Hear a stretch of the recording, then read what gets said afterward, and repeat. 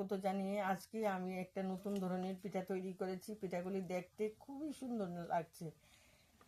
তাই আমি বন্ধুদের বলছি যে প্রথমে আমি কিছুটা চালের গুঁড়ো নিয়েছি, তাতে কিছুটা একটু ঘি দিয়েছি, তারপর ঘি দিয়ে তারপরে উষ্ণ গরম জলে এই চালের গুঁড়োটা মেখে নিয়েছি।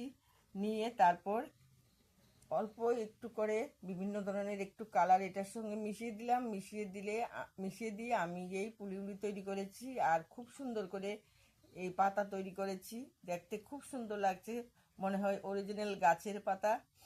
আর কিছুটা নিজে নকশা করে নিয়েছি, আর একটা ফুল তৈরি করেছি, কিছুটা নারকেল দিয়েছি। আমি আপনাদের ভেঙে দেখাচ্ছি যে পুলিগুলি কতটা সুন্দর হয়েছে।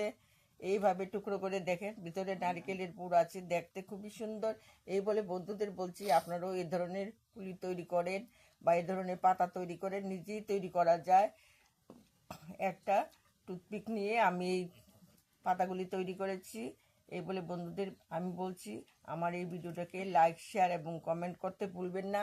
আর আজকে কিছুটা বকফুল বাজার থেকে এনেছি, সেই বকফুলের বড়াগুলি করব। বকফুলের বড়াগুলি কিভাবে করব আমি আপনাদের দেখিয়ে দিচ্ছি। এই যে ভিতরের পরাগটা আছে, এই পরাগটা একবারে টেনে ফেলে দেব। টেনে ফেলে দিয়ে তারপর 3টা বা 4টা করে একসাথে মিশিয়ে তারপর কড়াইতে দিয়ে এই বকফুলের বড়াগুলি করব। বকফুলের বড়া খেতে খুবই সুস্বাদু।